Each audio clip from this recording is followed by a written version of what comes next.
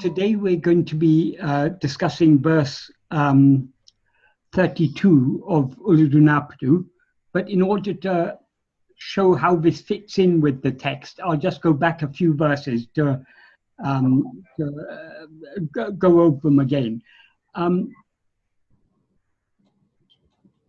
From verses 23 to 26, Bhagavan was talking about the nature of ego. Then, and in many of the verses up to 26, Bhagavan has made reference to the practice. That's the practice of self-investigation. In verses 27, 28, and 29, he's more specifically talking about the practice. In verse 27, he said, the state in which one exists without I rising is the state in which we exist as that. That in this context means Brahman. Without investigating the place where I rises, how to reach the annihilation of oneself in which I does not rise. The place where I rises is obviously ourself, our real nature. So without investigating our real nature, in other words, what we actually are, how to reach the annihilation of oneself. In other words, how to annihilate this ego, the rising I, how to reach the annihilation of oneself in which I does not rise. The rising I is obviously ego. Without reaching that state, how to stand in the state of oneself in which one is that. So in other words, what Bhagavan implies in this verse is, though we are always actually Brahman, so long as we rise as ego, we don't experience ourselves as such. So only the state in which we don't rise as ego, that is the state in which we experience ourselves as Brahman, as the infinite whole, the one infinite non-dual reality. Then in the next verse he says, like sinking, wanting to find something that has fallen in water, sinking within, in other words, subsiding within, restraining speech and breath by a sharpened mind, it is necessary to know the place where the rising ego rises. The place where the rising ego rises, as I say, that he uses place here in a metaphorical sense, that's referring to our real nature. We need to know what we actually are, because it is only from our real nature, from what we actually are, but we rise but we seem to rise as ego. Then in verse 29 he says, not saying I by mouth, investigating by an inward sinking mind, where one rises as I, alone is the path of knowledge. Instead, thinking not this, I am that, is an aid, is it investigation? That is in verses 27 and indirectly in verse 27 and also in this verse 29, Bhagavan is saying that there's no use in thinking I am that. In order to experience ourselves as that, we need to investigate ourselves. So it's not a matter of thinking or mentally repeating I am that, but of investigating what am I. That is where that provides a connection with the verse we're going to do today. Then in verse 30, he talks about when we investigate ourselves, what is the result? He says, as soon as the mind reaches the heart, inwardly investigating who am I, he who is I, that is ego, dies. When he who is ego dies, one thing appears spontaneously as I am I. Though it appears, it is not I. That means it is not ego. It is the entire substance. It's the purna vastu, pundra poro, the substance that is oneself. That is the real substance, what we actually are. And what he means by saying it rises as I am I, the ego is always aware of itself as I am this body, I am this mind, or it always identifies itself with something other than itself, something other than what it actually is. But the true self-awareness is not aware of itself. Pure self-awareness is not aware of itself as anything other than itself. So the true experience is not even I am Brahman. The true experience is I am I. Tāṉ-āy, as Bhagavan says in Tamil. Then in verse 31, which is the verse we did last month, he says, for those who are happiness composed as that means those who've merged in and become one with that infinite happiness, which is the nature of Brahman, which rose destroying themselves, what one exists for doing? That means there's no action for them, there's nothing to be done. Because they, having been, when the ego is destroyed, we just remain as that infinite infinite Brahman, the nature of which is perfect happiness. So there's nothing then to be done.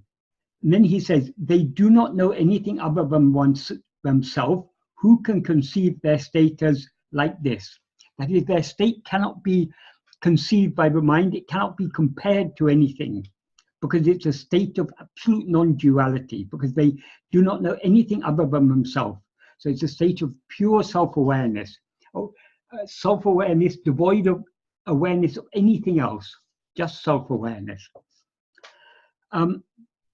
So from verse 32, I mean, that in verse 31, he's really reached, in a sense, he's reached the conclusion. He's talked about the destruction of ego, and he said a little bit about the state that remains when ego is destroyed. It's a state of devoid of any awareness of anything other than oneself. From verse 32, Bhagavan, in a sense, recapitulates on some of the things that he says in order to emphasize things.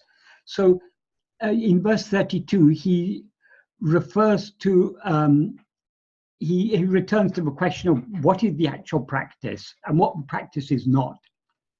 So what he says in verse 32, and that's the verse we're discussing today, it is, the whole verse is one long sentence. Because it's a long sentence, whereas for verses that consist of several sentences, I've discussed it sentence by sentence. In the case of this verse, I think it would be clearest to discuss it clause by clause. So I'll go through clause by clause and then discuss the meaning of the whole verse. In the first clause, Bhagavan says, adunīyeṇḍru a-m-maṛaigaḻ ārttiḍavum. That means when the Vedas proclaim, that is you. This is the words Bhagavan uses here, adunī, they're obviously Tamil words, but they're referring to the Mahavakya, one of the Mahavakyas in the Upanishads, which are the later portions of the Vedas, is you are is tattvamasi, that is you. In this context, that is referring to Brahman. So adunī, when the Vedas proclaim that is you, the word he uses here to refer to Vedas is maṛaigaḻ. Maṛaigaḻ is the plural of maṛai, which means what is hidden, concealed, or secret. And it's a term that's often used in Tamil to refer to the Vedas. And they're so called, but we can give two reasons why the Vedas are called hidden, concealed, or secret. One is because in times past, access to them, or at least to the ritual portion of them, was restricted only to those who were born as Brahmins. That's one reason why they're considered a secret or hidden or concealed.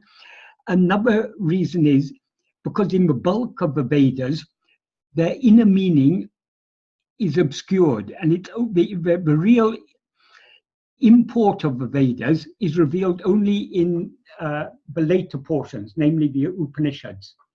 Bhagavan refers to this indirectly in a verse in Aksharammalai, in which he says, Vedan tatte Veda vilangam Veda porulararnachala. Vedan tatte means in Vedanta, Vedantate verara vilangam, which shines without another. Veda Poral. Veda Poral can mean either the import of the Vedas, the substance of the Vedas, or the real, what the Vedas are concerned about. Vedantate Veda Vilangam, Veda Poral Aranachala. That he's praying to Aranachala, give me the poral. Poral means the same as vastu in Sanskrit. Give me the substance of the Veda, the import of the Veda, that which the Vedas are pointing to. Verara Vilangam, which shines without another in Vedanta. So the true meaning of the Vedas is cannot be found in all the ritual portions. Those are all preliminary. They're all leading up to something other than themselves. That what is other than themselves, other than those ritual portion, that is what is revealed in the Upanishads, in the Vedanta. That is the real substance of the Vedas. That is Brahman. That is what is referred to here in this verse as that. So when the Vedas proclaim that is you, is the meaning of this first clause. In the Kalivemba version, Bhagavan extended this first clause by adding before the first word adu, which means that, a relative clause, paramapannam. This clause is usually interpreted to mean which is said to be the supreme, or it could also be taken as which is praised as supreme, because pannam can mean say, or it can also mean praise. So which is said to be supreme, or which is praised as supreme. That is how it's usually interpreted. But in this context, adu, that, clearly refers to Brahman. So if this clause meant only which is said to be the supreme, or which is praised as the supreme, it would merely clarify the meaning of that without adding any further meaning, because that already refers to Brahman, the supreme. So by saying it is that which is said to be the supreme, it's just clarifying what that is referring to without actually adding further meaning. So it seems to me that in this context, param, which is a Tamil form of the Sanskrit term para, is used in its original sense of beyond, distant, or remote, or in the sense of what is other or different, rather than in the sense of what is highest or supreme. In which case, paramapannam would mean what is said to be distant, remote, or other. This is a more meaningful interpretation because it reminds us that the real purpose of the Mahavakya, such as Tattvamasi, that is you, is to teach us that God or Brahman is not something distant, remote, or other than himself, as he or it is generally believed to be, but is actually only ourself, in the sense that it is what we actually are. So if this clause is interpreted to mean which is said to be supreme, it would be a defining clause. It would be specifying what that refers to. Whereas if it's interpreted to mean which is said to be distant, remote, or other, it would be a non-defining clause, providing a contrast between what that is said to be and what it actually is. So it seems to me that it's more meaningful to take param here, to mean what is distant or remote or other. Because generally this is what people, the whole purpose of the Mahavakya, why the Mahavakya, why it is said you are that, because generally that, namely Brahman, is believed to be some big thing far away, something very remote, something difficult to attain. Right? The purpose of the Mahavakya, such as Tattvamasi, you are, that is you, aham brahmasmi, I am Brahman, prajnanam Brahman, pure awareness is Brahman, or I am Atma Brahman, this self itself is Brahman. The purpose of these is to teach us, but God or Brahman is not something far away from ourselves. It is what it is. God is our own real nature. Brahman is our own real nature. So with this Kalivemba extension, this first clause is Paramapannam adunīyeṉ a-m-maṛaigaḻ ārttiḍavum, which means either when the Vedas proclaim that which is said to be distant, remote, or other is you, or when the Vedas proclaim that which is said to be the supreme is you. You can take it either way, but as I say, to me, it seems more meaningful to take para as in the sense of what is distant or remote or beyond. In other words, a way other than ourselves. So that is the first clause. So basically, the first clause means when the Vedas proclaim that is you, when the Vedas say tatvamasi, what should be our response when we are told you are that, or that is you? What should our response be? Our response should immediately be to ask, if I am that, then what am I? We should seek to investigate ourselves.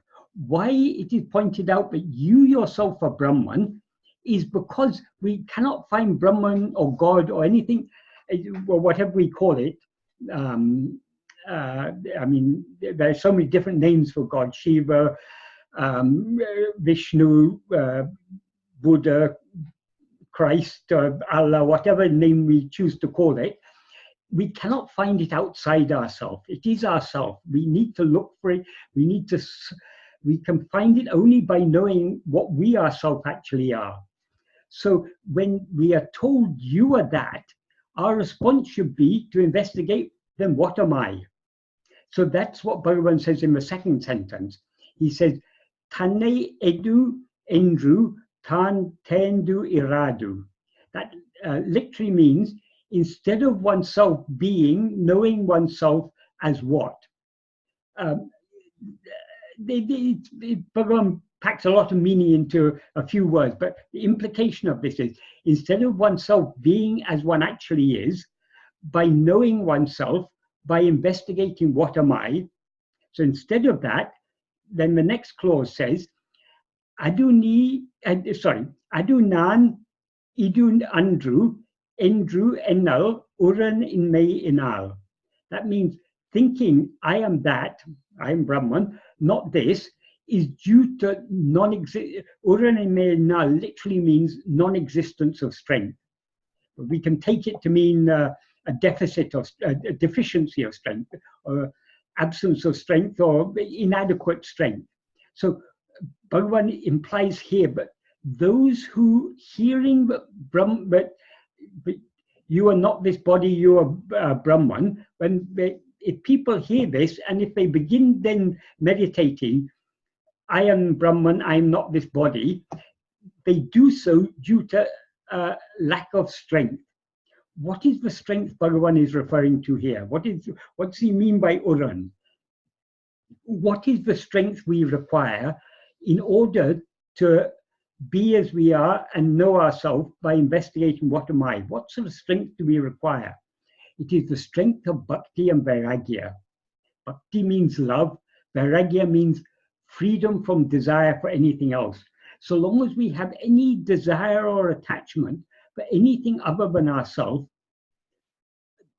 our mind will go out towards that other thing. So in order to turn within and to subside within, we need to have strong vairagya. That's what Bhagavan says in the 11th paragraph of Nana. He says, not attending to anything other than oneself is vairagya or nirāsa. Nirāsa means desirelessness. Vairagya means more or less the same. Vairagya means raga means passion, desire, attachment. Viraga means freedom from that, and vairagya is the condition of being free from that. So Vairagya in effect means desirelessness or freedom from attachment. So we need to have that strength of bhakti and vairagya. Bhakti and vairagya are just two sides of the same coin. But to the extent that we love to know ourselves, that's true bhakti, to that extent we will be free from desire or attachment to other things. And to the extent that we're free from desire and attachment to other things, we'll love to know ourselves. And but when someone, if someone hears you are that, and instead of investigating who am I or what am I, if they just meditate, I am Brahman, I'm not this body, I am Brahman, that is due to a lack of, that's also due to a lack of clarity of understanding or clarity of heart and mind. That clarity of heart and mind, the required clarity of heart and mind is born only of bhakti and vairagya. That is, to the extent that we have desires and attachments, likes and dislikes for anything other than ourselves, to that extent, our mind will be clouded by such desires, because our mind will be looking outwards, away from the light.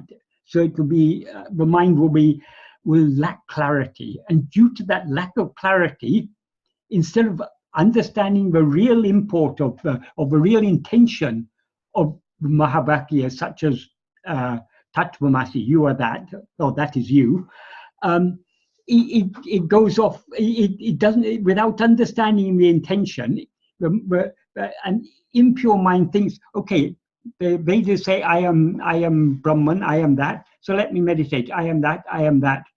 But by meditating I am that, that isn't, we can't experience ourselves as Brahman merely by thinking I am Brahman. Sometimes an analogy is given: if a child brought up in a poor family grows up to a teenage boy, and then comes to know that actually he is the son of the king. He's actually a prince. He cannot claim his birthright merely by thinking I am a prince, I am a prince, because he's living in a pauper family. He's still a pauper. He actually has to go to the palace, and he needs to claim his birthright. So the palace we need to go to is the palace of our heart. There we need to go to claim our birthright, and in order to claim our birthright, we need to that our birthright, which is always available to us in our heart, we need to turn within. So meditating I am Brahman it may help a little bit, Bhagavan says in a later verse. It may help in the sense that it will increase our conviction that God is not something other than ourselves, God is ourself. So in that, to the extent that we are convinced of that, to that extent we will be encouraged to turn within. But by itself, meditating I am that, it is at best only an aid, nothing more than that. And in fact, it can lead to, if it's misinterpreted, it can have a contrary effect. Well, if Bhagavan once said, I think in Guru Vacha Kokavaya or somewhere, there's a verse in which Bhagavan says, when talking about strong egos, but people with strong egos, when such people will, believing that they're just an ordinary person, they'll do such atrocities in this world.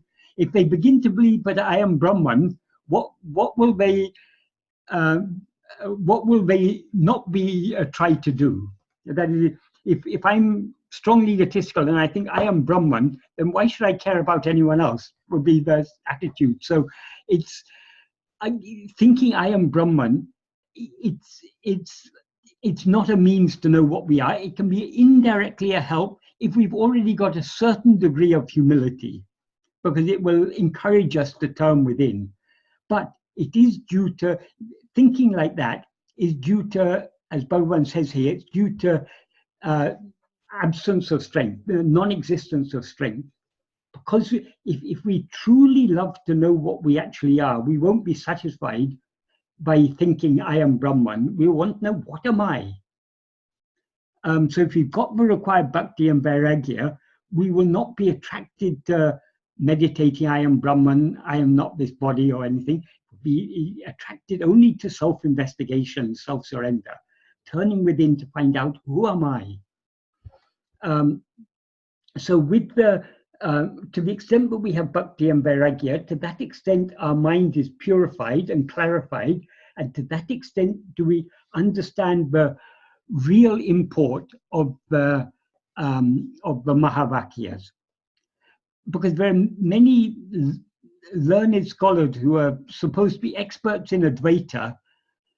They think they've understood, but they haven't really understood. One thing some so-called Advaitins maintain, is that it's not sufficient just to investigate the meaning of tvum, what they call tvum pada, the word tvum. You also have to investigate the meaning of the word tat. That argument that we have to, is not sufficient just to investigate ourselves, we also need to investigate Brahman, is in effect what they're saying. That means they've completely misunderstood the meaning and purpose of the Mahavakya you are that. The purpose of the Mahavakya you are that is to make us cease looking for that, and because once we know that is ourself, we don't need to look outwards to find ourselves. To find that, we need to know ourselves in order to know that. So the only way to investigate what is that is to investigate what am I. But even very learned people misunderstand the real import or the real intention of the Mahavakyas. That is due to lack of clarity of mind, and that lack of clarity of mind is due to lack of bhakti and vairagya. Because if we don't have the strength of bhakti and vairagya, our mind will be filled with desires, which will cloud our mind and prevent us from understanding the simplicity of the true teachings of Advaita. If we read all the ancient texts and commentaries on commentaries, they become extremely complicated. Whereas Bhagavan has simplified things and made us understand Advaita is the simplest philosophy. Because what can be simpler than one? If you've got two, you've already got some complications. If you've got not two means only one, nothing other than that. Ekameva Advaityam, one only without a second. That's the message of Advaita. That's the true message of the Upanishads, and the ultimate import of the Vedas is that there's one only without a second, and you are that. What can be a simpler teaching? So, and Bhagavan has the simplicity of the true simplicity, that is implied in the Vedas, and that implied in the Upanishads at least, but it is lost because of the complexity of the human mind, because the human mind that is clouded with desires complicates things. So long as we have desire for anything other than ourselves, we will not be satisfied with simplicity. So we will always try to complicate what is actually very simple. That's why even though Bhagavan has revealed the essence of Vedanta in such simple terms, more simply and clearly than it's ever been explained before, still there's so many followers of Bhagavan who don't really understand him, who still complicate things. That is due to what Bhagavan calls here uraṉ iṉmaiyiṇāl, due to a lack of strength. That means a lack of strength of bhakti and vairagya. Until we have the required bhakti and vairagya, our mind will be clouded by desires, and we will fail to understand. We will fail to recognize, we would be failed to be attracted by the absolute simplicity of the true Advaita as taught by Bhagavan.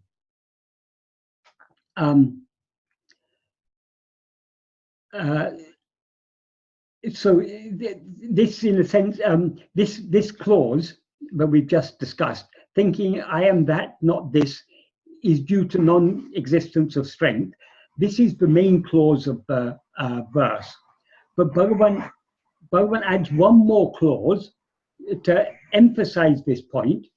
He says, eṇḍṟum aduvē tāṉ-āy amarvadāl. That means because that alone is always seated as oneself. Amarvadāl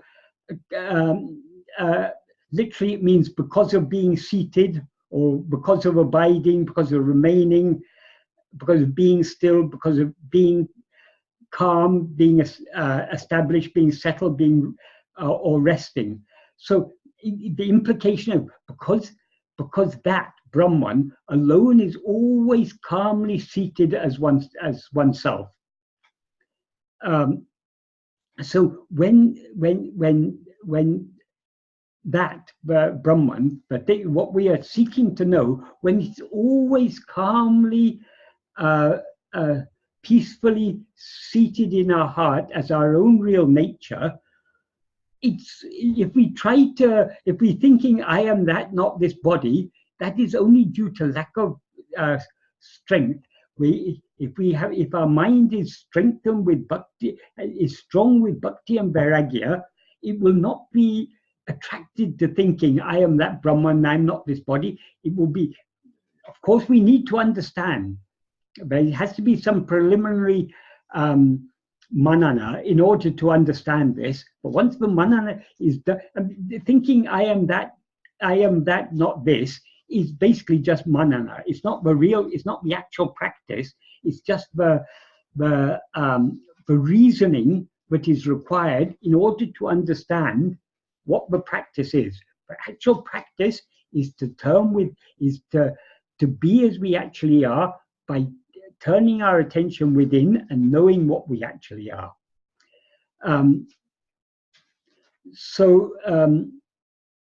Because that is always ourself, it's always ever available to us in our heart. If we really want to know God, we can know God here and now, because God is nothing but ourself.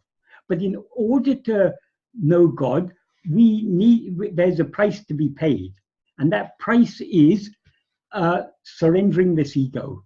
So long as ego is present, the ego is what separates us from God, because God is our real nature. Only when we rise as ego, we seem to be other than God. So ego is the culprit. So in order to get rid of this ego, we cannot get rid of ego by thinking I am that, not this. We can get rid of the ego only by investigating what am I. So that is the import of this verse. And in the Kalivemba version, just like he added an extra clause at the beginning, he added, he just added one suffix at the end. That is, the final word of this verse is amarvadāl, which, as I say, means because of being seated, or because of, it implies because of being calmly seated as oneself. He added a suffix, an intensifying suffix a, which when appended to a verb, as in this case, it carries the force of actually. So with this Kalivemba extension, this final clause is eṇḍṟum aduvē tāṉ-āy amarvadāl. That means because that alone is always actually seated as oneself. So he's just stressing how close and immediate that is. That means Brahman. Brahman is not anything far away from ourself. It is ourself. It's always ourself. So if we take the whole, because I've been dealing with this clause by clause to make the meaning clear, if we take all these 4 clauses together, the meaning of the verse is, when the Vedas proclaim that is you, instead of oneself being, knowing oneself as what, thinking I am that, not this, is due to non-existence of strength, because that alone is always seated as oneself. That's the literal meaning. If we slightly expand it to make the meaning clear, when the Vedas proclaim that which is said to be something distant is actually you, instead of oneself being as one actually is, by knowing oneself, by investigating what am I, thinking I am that Brahman, I am not this body or mind, is due to a lack of strength of bhakti and vairagya, and consequent lack of clarity of heart and mind, because that Brahman alone always, or that alone or that itself is always seated, or is always actually seated calmly as oneself.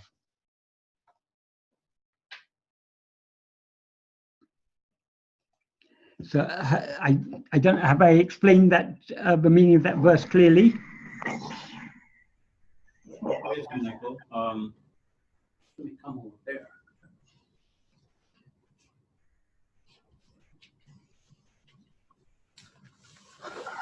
Can you hear us? Yes, yes, I can hear you clearly. Okay.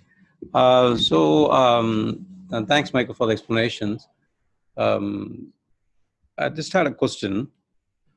You mentioned someone sort of meditating on I am that or I am this is due to lack of strength, which you expanded as lack of bhakti and vairagya. In this context, because I'm trying to look at the practical side of it here. So could you explain the word bhakti in this context? Bhakti to what? How do we practice it? So that way we are not stuck there.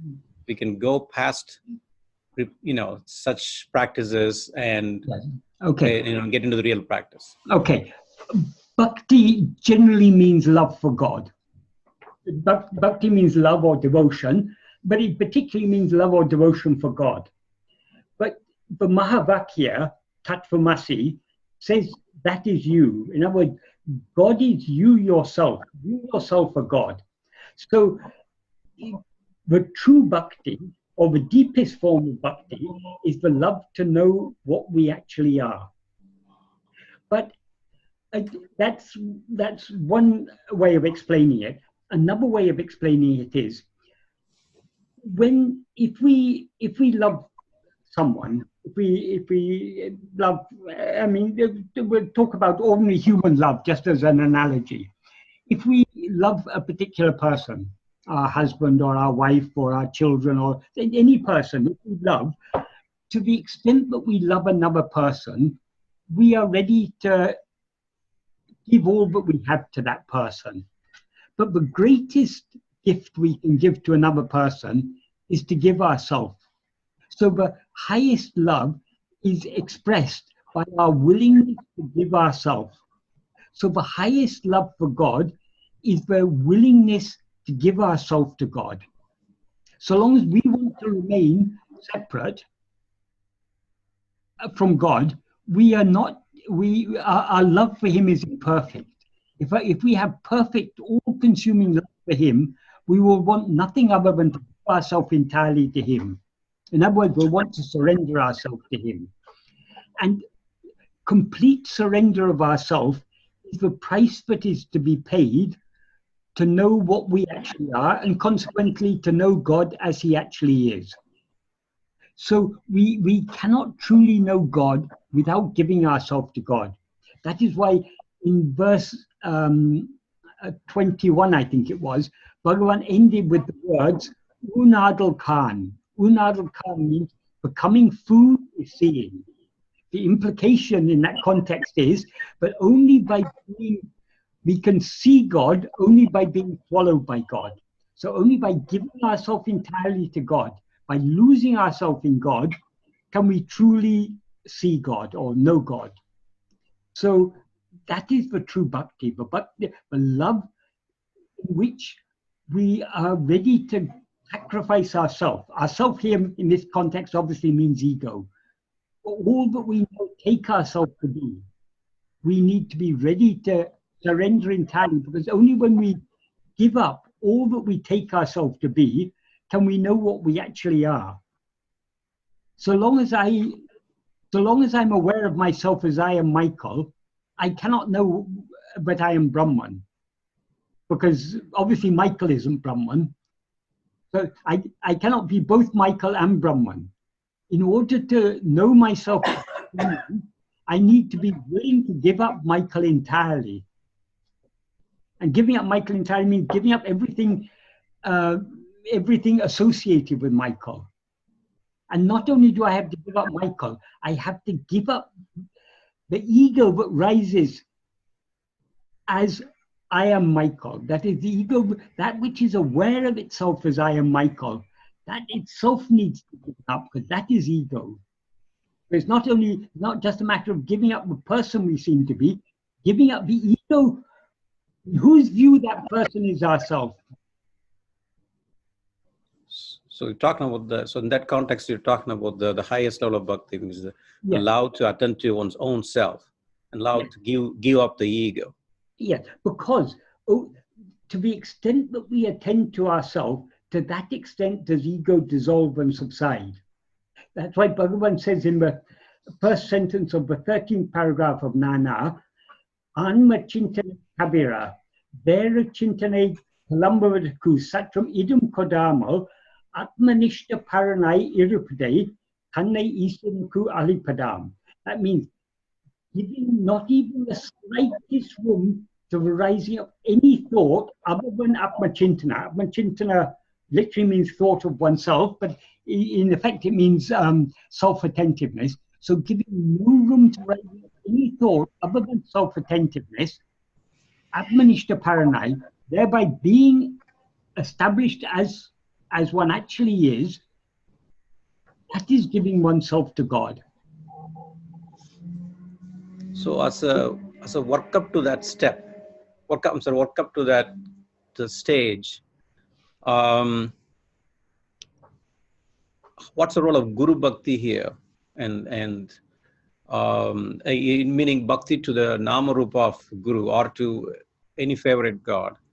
How is it complement this process? Bhagavan has brought us a great treasure. Well, actually, Bhagavan hasn't brought us anything, but Bhagavan has pointed out to us that the treasure, the ultimate treasure, the greatest treasure of all, is existing in our heart, is ourself. So in effect, Bhagavan has given us this treasure by pointing out this to us and showing us the way to experience infinite happiness. Bhagavan has given us the greatest boon that anyone can give to anyone. So naturally, we feel love to Bhagavan who has revealed this to us. But merely loving Bhagavan, who has revealed this to us? The person we call Bhagavan Ramana Maharshi. But Bhagavan has said, I am not this form. This is not what I actually am. Ariyatitara jivara dahavari jagohil, arivairami paramatman arunachala Ramanam. Arunachala Ramana is the Paramatma, ultimate self, our own real nature, that's shining in the heart of all living beings, beginning from Vishnu down to the smallest ant, but blissfully existing as awareness, as arivu, pure awareness in the hearts of all beings. That is Arunachala Ramana. So the real bhakti to Bhagavan, naturally we are attracted to Bhagavan's name and form because through that name and form we've received these teachings. So we all naturally love Bhagavan as a person. When we hear stories about his life and everything, we love to hear such stories. But merely worshipping the name and form of Bhagavan is not following his teachings, because his teaching is turn within. Tirumaham dane dinamaha kankan teriyumandranayan arunachala. Bhagavan himself sings to Arunachala, Tirumbiyahan, turning within, dinam ahatankan, daily, or daily, dinam there literally means daily, but in effect it means constantly.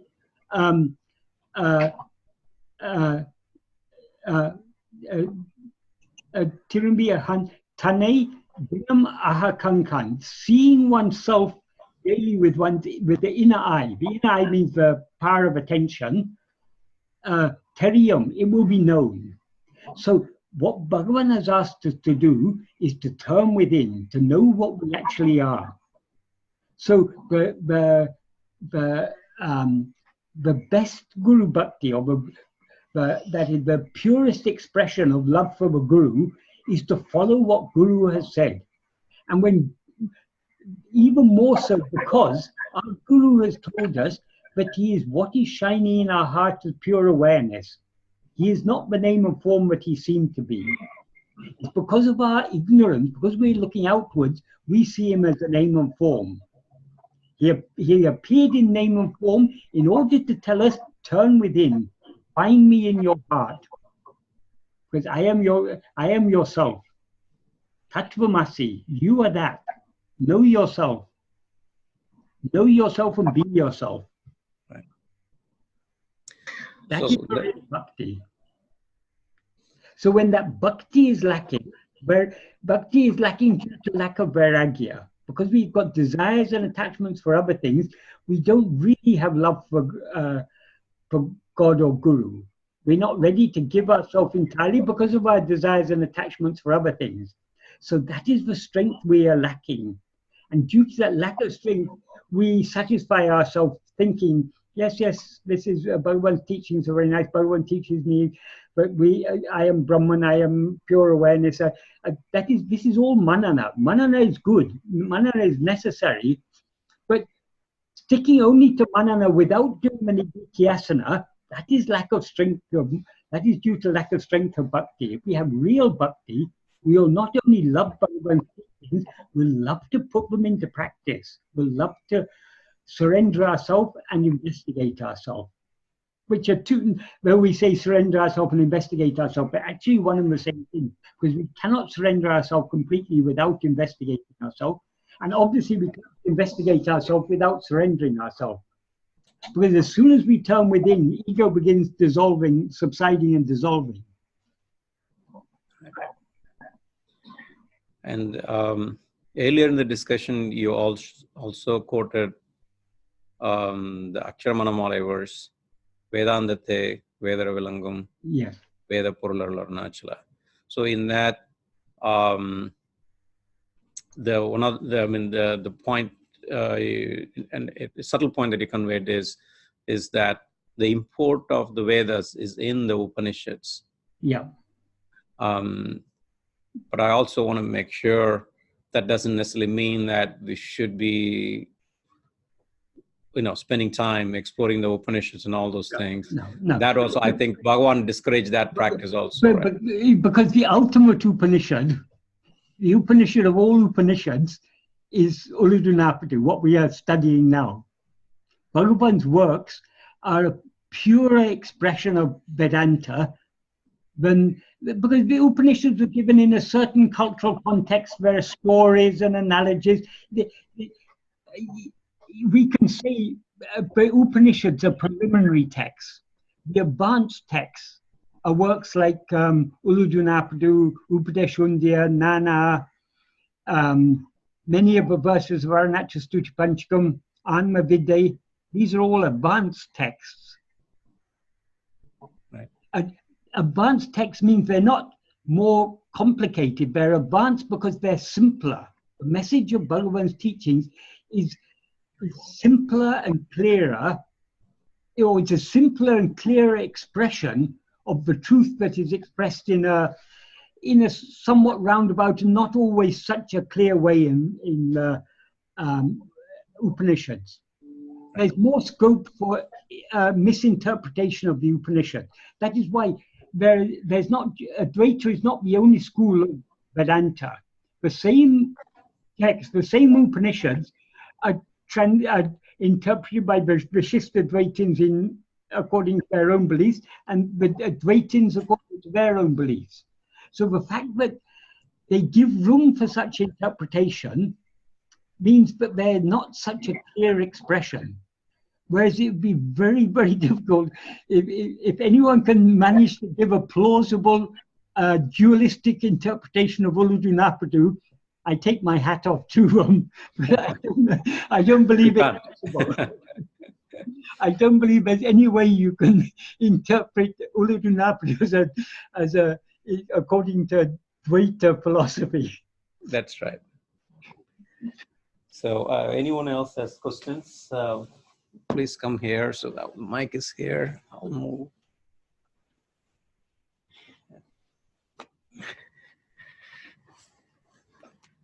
Namaste. Namaste. I don't know whether it's a question or a comment, but I feel that we have been raised with the idea of we are different from God. Yep. God is in the heaven, who has limitless power beyond time and space. Yes. But we are human beings with all the limitations. Yeah. So this is conditioning. Yeah. That's what is the problem.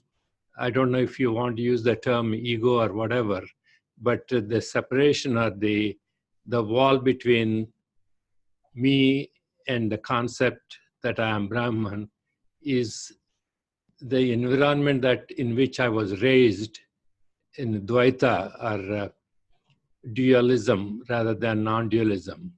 So I think we are misplacing the importance of that, the block or the wall between the concept that I am a human being and God is somewhere else.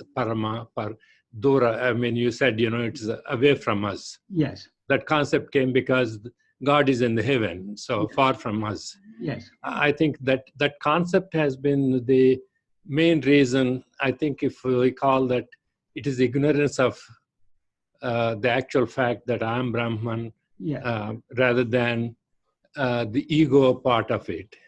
Well, not really. It is not just due to conditioning, but we take ourselves to be different from God. We experience ourselves as a person, as a small body, born some 40, 50, 60 years ago, and going to die in a few years hence. We're limited in time, we're limited in space. Your little body is in Houston, my little body is in London. By rising as ego and attaching ourselves to it, the very nature of ego is to grasp a body as itself. By doing so, we are imposing limitations on ourselves. So how can this person be God? Michael can never be God. So long as I'm aware of myself as I am Michael, God is other than myself. So long as we look outwards, God is other than ourselves, in effect. God didn't ask us to take him as other than ourselves, but we have imposed this ignorance upon ourselves by rising as ego and therefore taking ourselves as mistaking ourselves to be a person. So the only way to overcome this basic ignorance, which, as I say, is not just due to our conditioning or our religious background or anything. It is due to our, for whom every person, every religious person believes, I am a Christian, I'm a Jew, I'm a Muslim, I'm a Sikh, I'm a Buddhist, I'm a Jain, I'm a Hindu, I'm Confucian, I'm Taoist, I'm this or I'm that. How does this ignorance arise? That is, it's only because we take ourselves to be a person, but we identify ourselves with a particular religion. Bhagavan never asked anyone to change their religion. There was a devotee of Bhagavan called David McKeever. Though he was a Scotsman, he actually lived all his life in India. He was born in Bombay and he lived his entire life in India. Though he was a devotee of Bhagavan, he was a somewhat fickle-minded person. He was interested in many different things. He started off as a theosophist, then he was a follower of J. Krishnamurti, then he became a Sufi. Once he came to Bhagavan dressed in long robes and with a henna beard, and he bowed before Bhagavan, and people who were there were wondering who is this person, and Bhagavan said, "Don't you recognize this is our Makiva?" But sometime after that, he went on a holiday to Kashmir, and after returning from Kashmir, he came dressed as a Brahmin with a sacred thread and a Panchakacha dhoti and everything. And he did a full prostration to Bhagavan, and he said, "Bhagavan, I've become a Hindu." Bhagavan just looked at him and said, "Who has become what?" So for Bhagavan, all this religion, it's all child's play. What does it matter whether you say I'm a Hindu or I'm a Buddhist or I'm a Jain? This is all an identification. So we have to go beyond religion. We have to go, but we can't blame our religion for our ignorance. We identify ourselves with the religion because of our ignorance. Our ignorance is the cause. And what is the ignorance? Ignorance is nothing but ego. Ego is the false awareness, I am this body. That itself is ignorance. So ignorance is the very nature of ego. So the ultimate cause of everything is only ego. So we can't blame it on our conditioning. We can change our conditioning. By thinking I am Brahman, you can change your conditioning. You can give up the idea that God is other than yourself and decide God is yourself. But that's just replacing one conditioning with another conditioning. It's still ignorance. Yeah, I think it's a play of words, trying to use ignorance as equal to ego. It's a question of interpretation. But I think my main point is nothing to do with the religion. It's not a matter of interpretation. This is one of the confusions in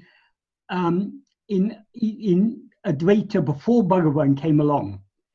After Shankara, among the followers of Shankara, Advaita split into several different schools of thought, and one of the major disagreements was what is ignorant? Is it Jiva ignorant or is Brahman ignorant? One school of thought said Brahman can never be ignorant, so it must be Jiva. But the other school of thought said, no, Jiva is born out of ignorance, so ignorance comes before Jiva. Bhagavan has simplified the whole thing and said, the very nature of Jiva is ego. The very nature of ego is ignorance. There is no ignorance other than ego. So for Bhagavan, ajnana means ego. Avidya means ego. My principal point is removing the obstruction or the block or the wall between the human being and the thought that there is a God and God is far away from us. I think that ignorance can be resolved by knowledge rather than bhakti or vairagya. That's my point. What do you mean by knowledge? Knowledge is knowing that I was conditioned to be different. I was not Brahman, but now knowing what I am Brahman, I don't have to meditate that I am Brahman. But the question is, once I know that, then the ignorance is resolved, the obstruction is removed, so that I can be knowledge-based or understood person. Let us say, I no longer believe that God is separate, God is far away from me. That part, I think I would remove that part, concept. Who is the I who believes I am Brahman? That my consciousness. Your consciousness, but your consciousness means that consciousness. Do you know I am Brahman when you're asleep? No, I don't need to know. No, yeah, true, you don't need to know. I agree, you don't need to know. But the fact is, you don't. The idea I am Brahman is not there in sleep. So what is the use of an idea that appears only in waking and dream and disappears in sleep? So we just we're replacing one idea with another. We're replacing the idea God is up in heaven or far away from me or other than me with the idea I am God. It's just replacing one concept with another concept. But the I in both cases, whether you think I am different from God or I am God, the I is, what is that I? That I is ego. That is the problem. The problem is not, the problem is we don't experience ourselves. What is Brahman? Prajnanam Brahman. Do you experience yourself as prajnana? No, you experience yourself as a little finite awareness that is aware of things other than yourself. You don't experience yourself as ekameva advaityam, one only without a second, because there are so many things other than you. So we are in ignorance merely by understanding or believing I am Brahman. That's just the beginning of the spiritual path. But that's not our goal, to understand I am Brahman. Our goal is to lose ourselves in Brahman, to surrender ourselves entirely. So the I that says, I know I am Brahman, that I must go. Then only Brahman remains. No, let me put it in a simple way. If I'm trying to go along a path to reach a destination, and if there's a roadblock, I look for a reroute, another way of reaching the goal. Yes. So once I know, I'm not going to worry about where the obstruction is, what exactly is the roadblock is. Yes. So similarly here, once I know that there is no separate God, the God is not far away, once I have that concept digested in me, I'm not going to think about it, whether it's in sleep or awake. I will go on with my job or my work or whatever I am destined to do on that day. That's my point. It's merely a question of what is it that is preventing us from realizing what we are? Is it the lack of knowledge? Or is it lack of bhakti that or whatever else that you are mentioning? So vairagya, dispassion. So my strong feeling is it is lack of knowledge rather than lack of dispassion or lack of bhakti. That's my understanding. But the knowledge you're talking about, from what I understand from what you're saying, it is simply the conceptual knowledge, I am Brahman. But that conceptual knowledge, I am Brahman, what is Brahman? Brahman is infinite Sat Chit Ananda. Do you experience yourself as infinite Ananda? Are you infinitely happy? You never experience any dissatisfaction.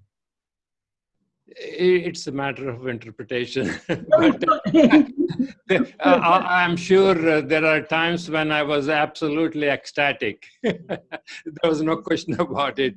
It may not be permanent. Well, but, okay, but that is the problem. Can we ever be satisfied with temporary happiness? We cannot be satisfied without infinite and eternal happiness. And infinite and eternal happiness is our real nature. So if we are not experiencing infinite and eternal happiness here and now, we are not experiencing our real nature. So the idea I am Brahman is just an idea. You've replaced the idea I am different from God with the idea I am God. It is just the same as if there's a tree that is grown in size, I can't make it a seed. But if I have been raised and grown with conditioning that I'm a human being and God is different, it takes time to change that concept, to make it part of me, or nididhyasana, so to speak. So how to change it? Acquiring the knowledge, that's all. How to acquire the knowledge? by listening to people like you and reading the books that Gadas have presented to us. Listening and reading is Sravana. Then we've got to do manana to understand it correctly. But then we've got to put it into practice. Without surrendering ourselves completely, without giving ourselves up entirely, we cannot know Brahman. I leave it there. But but there's a reason. And why bhakti is essential. Bhagavan said, bhakti is jnana mata. Bhakti is the mother of jnana. Without bhakti, there can be no jnana. I totally agree with that concept. Bhakti is, you have to, it is the third stage of learning. Yes, but practical bhakti is self-surrender. And self-surrender can be achieved only by self-investigation. Right. Yeah. So to quote the examples you gave, Satya, you said there are times when you're really ecstatic. True, right? Yes. And it's just not permanent, right? Well, in your own words. It is a state of mind.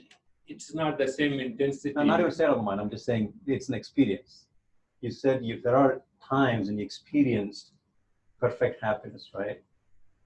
That's what I'm trying to say. That. Yeah. But what we're talking about is making that permanent. Making that permanent. You see what I mean? Yeah, I understand. Right. So whatever appears and disappears is not real. So if happiness appears at one time and disappears at another time, that is not real happiness. Someone once asked Bhagavan, if God appeared before you, what would you ask for? Bhagavan said, I would ask him not to appear. Because whatever appears and disappears is not real. So if God appears before us, he's deceiving us.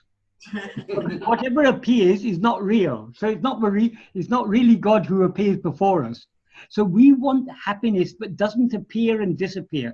We want happiness that is eternal, that is here and now. We can find that happiness only by turning within. Losing ourselves in infinite happiness, that is true knowledge. Until we have lost ourselves in infinite happiness, we are in ignorance. We may read all the Vedas, Upanishads, all the philosophies of the world, all the sciences, all religions. We may have all the knowledge in the world, but we're still ignorant because are not. True knowledge is only awareness of ourselves as we actually are. So basically, in this verse, he's pushing us from manana to nididasana. Yes. He's pushing us from reflection to practice. Exactly. Pushing us towards experience. Don't just stay there understanding the concept. Go ahead and experience it.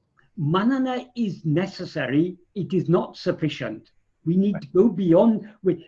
Manana is like the Sravana is like being given a map. We look at the map, but we've never been to a country, so we can see this road is going north, this road is going west, east. We can understand, and vaguely the map will give us a vague idea about the country. But only when we go to the country, when we actually walk along the road, we'll say, "Oh, that is this building." That is. The map becomes more meaningful to us the more we travel according with its guidance. So the Bhagavan's teachings are like a map. We take them on our journey, but they become more and more meaningful the more we actually put them into practice. And then we start connecting what we learn from our journey with what we've learned from a map. That connection, building the connections, that is the manana. The manana is the bridge between Sravana and Nididhyasana. But without Nididhyasana, our manana will go wrong. If we don't put it into practice, we won't have sufficient clarity to understand the true import. That is why the Upanishads have been there for thousands of years, but they've been misunderstood in so many ways by so many people. So it's only by practicing self-investigation and self-surrender, to the extent that we subside back within, to that extent we can truly understand Bhagavan's teachings and all of Vedanta. And so the clarity, the true clarity, comes from practice. Manana is necessary, but the manana must be fueled by nididhyasana. You can, if you've never ridden a bicycle, you can study all sorts of books about related to riding bicycles. You can learn about the engineering of bicycles. You can learn about balance. You can learn about gravity, or so many things. You can learn all the theory, but you still can't. You're still no better at riding a bicycle than if you didn't know any of those things. It's only when you actually get on a bicycle and fall off many times that you learn actually how to balance on a bicycle. So it's the same with this. Without practice, we cannot truly understand Bhagavan's teachings. But the depth and clarity of our understanding is proportional to the depth and clarity of our practice. Go ahead. Sure. Yeah. Hi, Michael. Hi. So I was introduced to a concept about the ego. Like someone pointed out that ego may be like blood sugar. You have to keep it in control. If it's too much, then you get diabetes. But if you get too little, you might die. So we come here to die. Because only when we are dead are we really safe. Center is ego side. What is the most dangerous pastime? eating. Eating candy, sugar. It's not eating, it's not climbing mountains, it's not skydiving, it's not anything. The most dangerous pastime, the pastime that is sure to lead to death, is living. Oh. So if we want safety, we need to die. But not die. The death of the body is only a temporary death, because it's just like the ending of one dream and another dream will start. The true death is the death of the dreamer. That is death of ego. So meaning by living, when you said living, that means the ego sustaining itself. Yes. That is, yes. that is, yeah. And so that has to go. Well, what we call life is actually death. It is said in Sanat Sujatiam, which is a Vedantic text in the Mahabharata. It is said, Pramada ve mityu. Pramada alone is death. Pramada means negligence. In this context, it means the lack of self-attentiveness. So to the extent that we do not attend to ourselves, to that extent we are dead. To the extent that we attend to ourselves, ego will subside, and to the extent ego subsides, to that extent are we truly living. When ego is completely dissolved, that is true life. So death of ego is true life. So then if I said that, they would have thought that I'm suicidal. Let them think.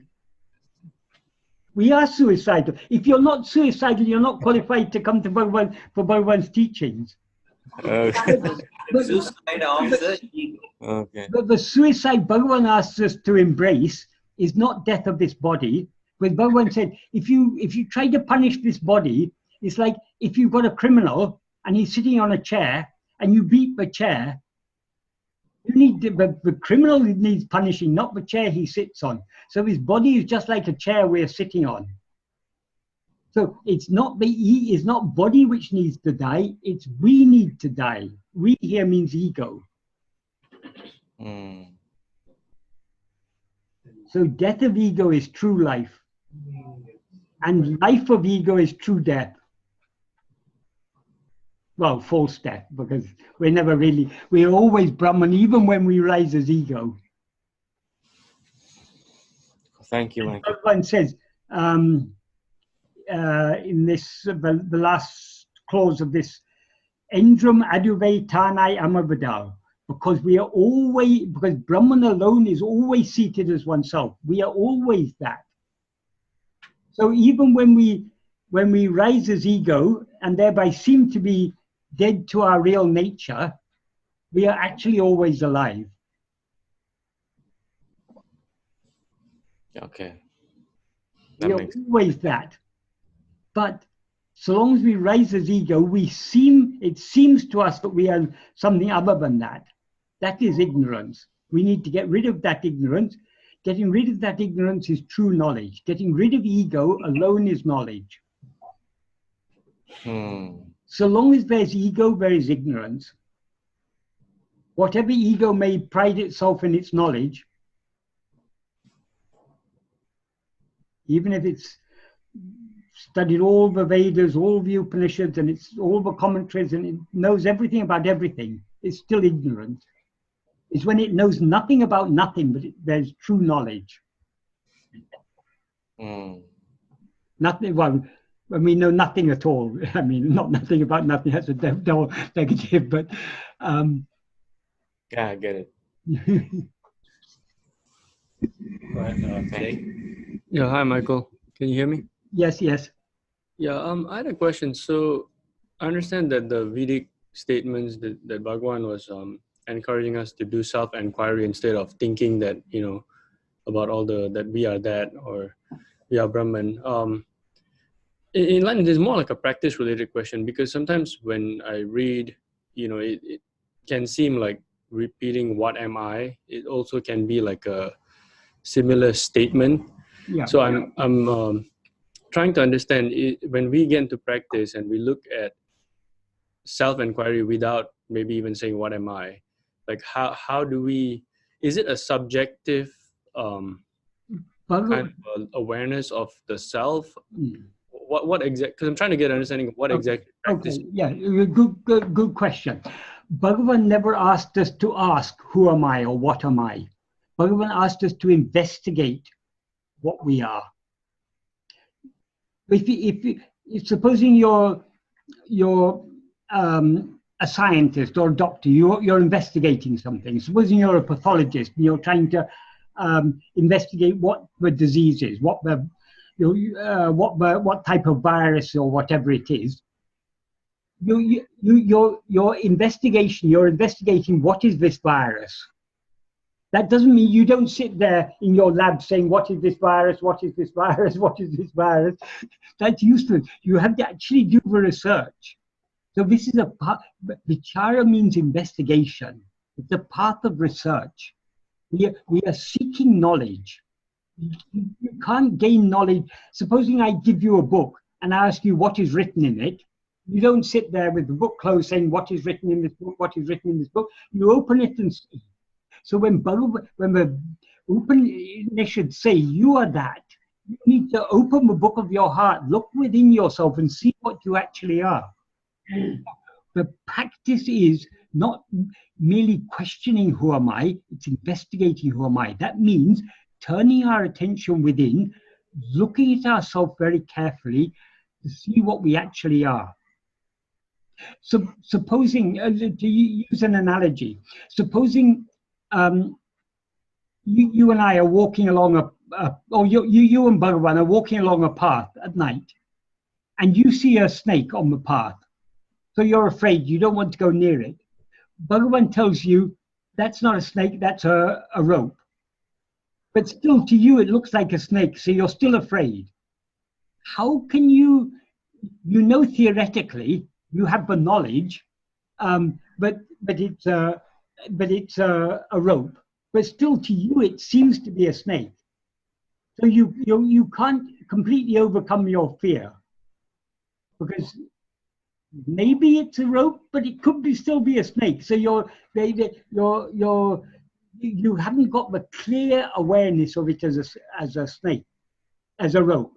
So what do you have to do? You have to investigate what it actually is. What does investigate mean? You've got to look at it very carefully. If you look at it very carefully, then you'll see, oh, it's a snake, it's a rope, it's not a snake at all. Once you see it as a rope, the false belief that it's a snake will be removed forever. Your fear will disappear.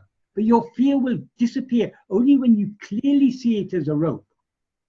So when you are in like self-attention, yes, like when you're sitting in self-attention, for example, like, are you just purely trying to look at your own awareness, like your own consciousness? You're trying to look at yourself. But again, we're using these terms looking and seeing metaphorically, because obviously you can't. We are always self-aware. There is never a moment when we are not self-aware. Whether we are aware of anything else or not, we are always self-aware. Throughout waking and dream, we are aware of I am. We know I am. Even in sleep, we are self-aware. We are aware of our own existence in sleep. So self-awareness is ever present. The problem is we overlook our self-awareness. Because we are so interested in other things, we fail to attend. We are self-aware, but negligently self-aware. This is what is called, this negligence is what is called pramada. Pramada is the opposite of self-attentiveness. So though we are always self-aware, we are not attentively self-aware. So we need to be attentively self-aware. So is that linked to what you talked about, like dispassion? So to give up your passions and then just, instead of outward projection, just be self-aware and... Yes. We need to be more interested in our self-awareness than we are in anything else. But though I say our self-awareness, that self-awareness is ourself. It's not something other than ourself. Because of the limitations of language, we say our awareness, our self-awareness, whereas what we actually are, everything else appears and disappears. The one thing but it always exists and shines is our fundamental awareness of our own existence. This body appears in waking state. Another body appears in dream. This mind appears in waking and dream. None of these things appear in sleep. So since we exist in the absence of all these things that appear and disappear, none of these things can be ourselves. So what we actually are is just pure self-awareness. But because of all this world is full of so many interesting things that we think will make us happy. If I have more money, I'll be happy. If I have a better job, I'll be happier. If I have a beautiful wife, I'll be happy. If I have well-behaved children, I'll be happy. If I get name and fame, I'll be happy. If I become president of the United States, I'll be happy. If I become a billionaire, I'll be happy. If I study all that I want to study, if I learn all that I want to do, if I go on holiday, you're always thinking our happiness depends on something other than ourselves. Because we think our happiness depends on something other than ourselves, our mind is always going outwards, trying to avoid the things that we think will make us unhappy and in the things that we think will make us happy. So it's because of that breeds likes and dislikes, desires, attachments, hopes, fears, and everything. These are the obstacles. That's why our attention is going outwards, because of our desires, attachments, and everything. And those desires and attachments are because of the basic ignorance that happiness comes from things other than ourselves. So according to Bhagavan, happiness is our own nature. There's not any happiness in any of the things of the world. So true happiness lies within us. So if we want real happiness, if we want infinite satisfaction, we can find it only in ourselves. So we need to wean our mind away from its interests, from its likes, its dislikes, its desires for anything other than ourselves. That process of weaning our interests, our love, our desire away from other things and diverting it back towards ourselves. That is the process of called sadhana. That is the process of self-investigation and self-surrender.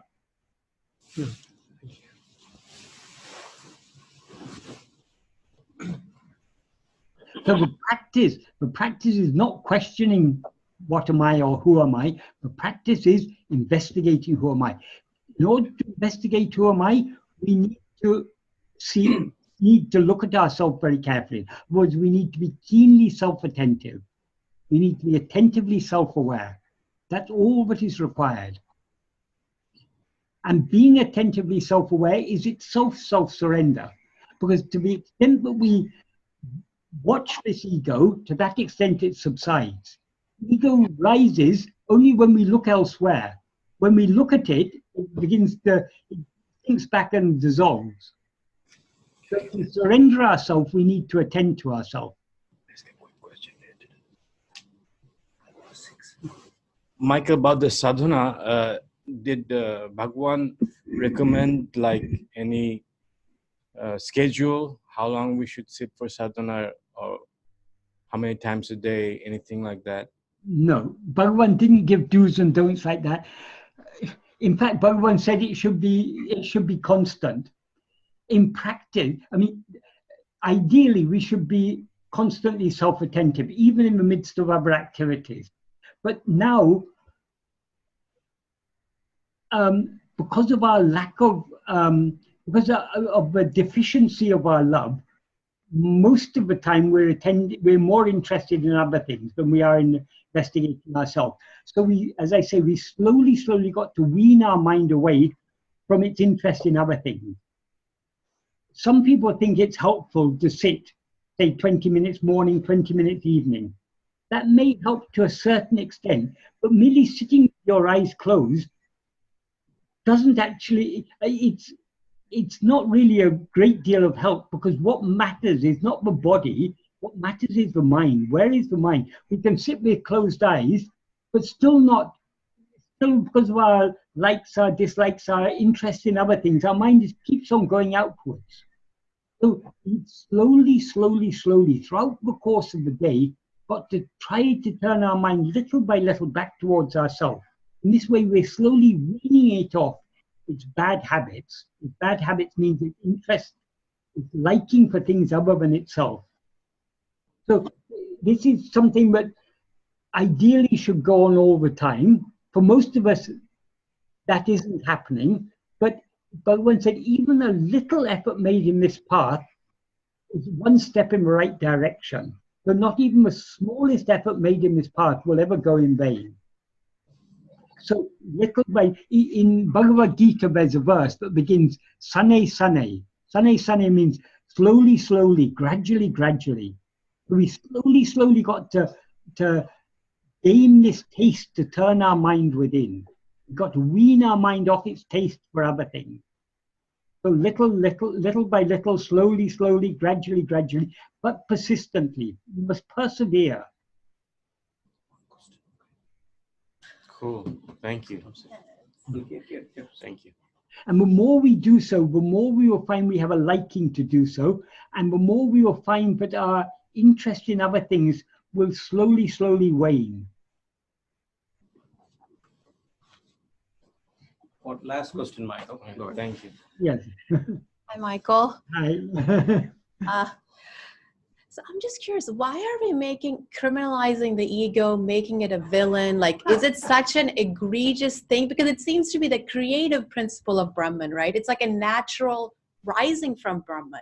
Mm-hmm. It's also a play of Brahman. So why are we like saying it's such an egregious thing? Satan. Why does no one worship Brahma? Brahma is the god of creation. In Hinduism, there's Brahma, Vishnu, Shiva. Brahma is the creator, Vishnu is the sustainer, Shiva is the destroyer. Why do we worship Shiva and not Brahma? Shiva is the destroyer of ego. Because creation is a big problem for us. When nothing is created, we're happy. So creation is not, though creation is said to be a divine function, it's actually a function of ego. Why is ego is the root of all our troubles. Which would you prefer? Do you prefer being a person, or would you prefer to be infinite, eternal, unalloyed happiness?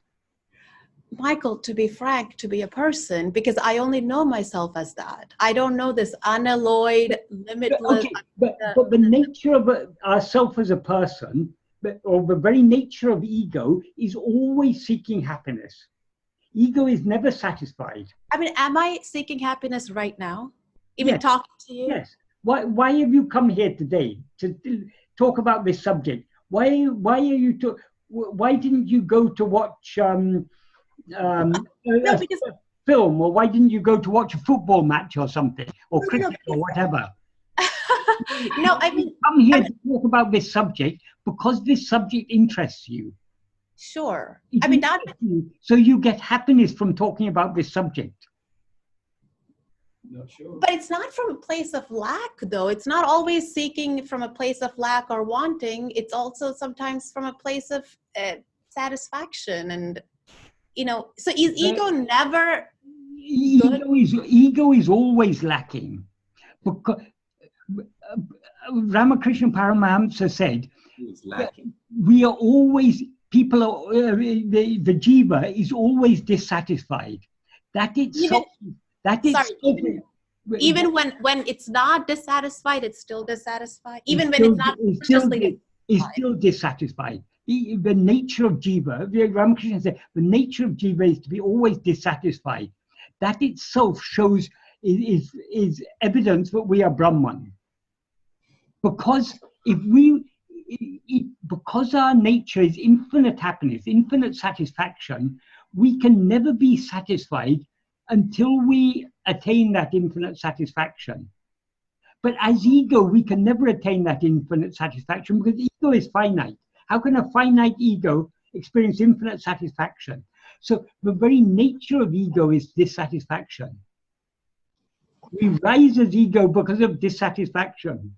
If we were satisfied, we would just be as we are.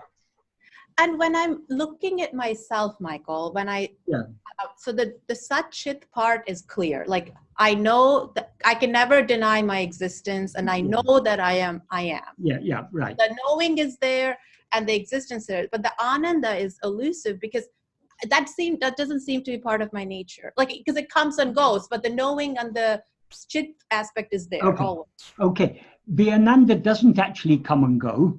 It's always present, but it seems to be concealed by our rising as ego. In sleep, we don't rise as ego.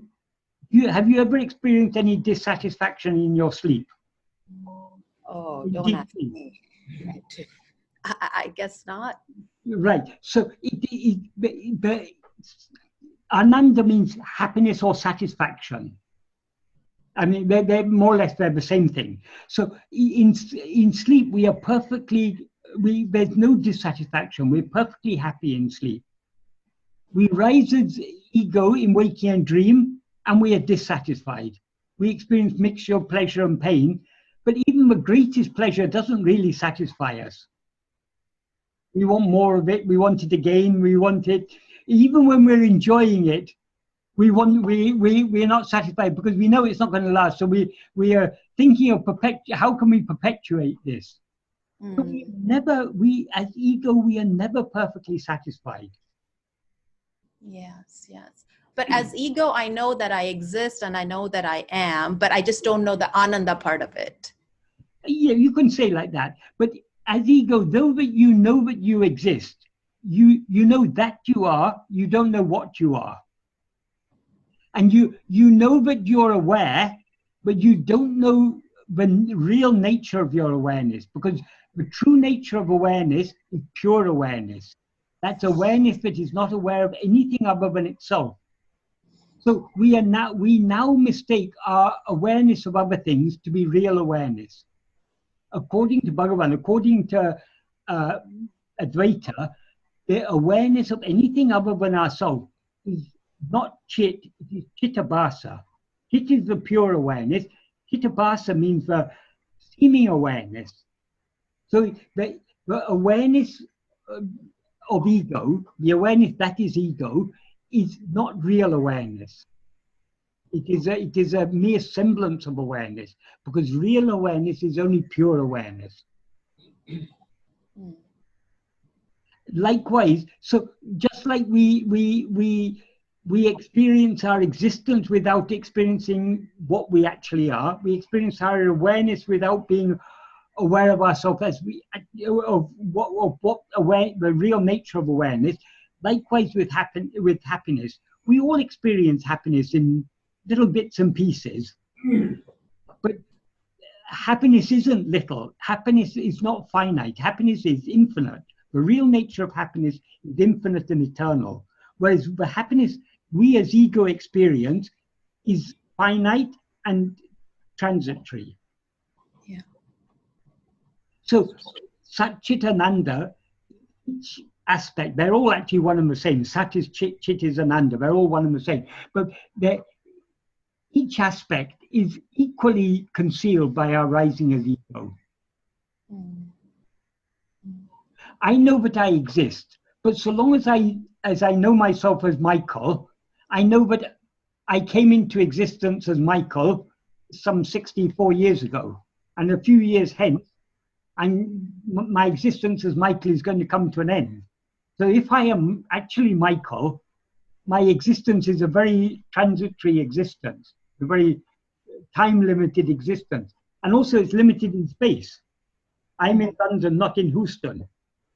I'm occupying a few less than 6 feet of space here in London. So I'm limited in time, I'm limited in space. That's not real existence. Real existence is infinite, eternal, and unbroken. That's why Bhagavan says in verse 28, I think, of Uḷḷadu Nāṛpadu, if one knows what one's real nature is, it is Anadi, Ananta, Akhanda, Satchidananda. Anadi means it's beginningless. Ananta means endless or limitless, infinite. Akhanda means unbroken. So until we experience infinite, eternal, and unbroken Satchidananda, we are not aware. We are not aware of ourselves as we actually are. We are ignorant. We don't have true knowledge. True knowledge is only being aware of ourselves as we actually are. In this aspect, we have to be greedy. Got to seek the permanent happiness. Yep. We need to be very, very greedy. Right. We mustn't be satisfied with any of the petty pleasures of this world. We want infinite happiness, nothing less than that. Wow. We all good? You good? You wanted to ask one more question? I think he wanted. Told me no. I'm good. No. Sorry, I don't know your name. On popular demand, I will ask.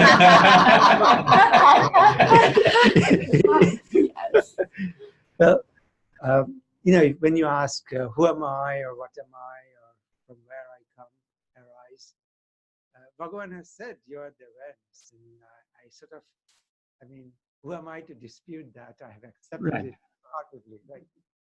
So, then the question becomes, as you said, attentively self-aware or trying to be aware of your awareness. Even whether I'm in a sit-down practice or standing in a grocery line or where I remember myself. So then, asking, so what does that, what is there for me to think about the question or the ṇāyamarva, that's a principal means of self-investigation. It becomes more like self-remembrance or self-attention rather than self-investigation. Well, we are attending to ourselves in order to see what we actually are. Okay. So it is an investigation. Okay. It's not just like meditation. In meditation, you've got something you want to meditate upon, whether upon some chakra or some image of God or whatever. We meditate on different things. We are not just meditating, though this is a type of meditation, but it is primarily, it's best to understand it as an investigation. We are attending to ourselves with a purpose in order to see what we actually are, in order to know what we actually are. That is what is meant by the investigation, who am I? So the promise or inherent belief of this practice is that attention alone will reveal Everything. everything. Okay. Okay, thank you. Because the whole problem is we are turning our attention outwards. We're turning our attention away from ourselves.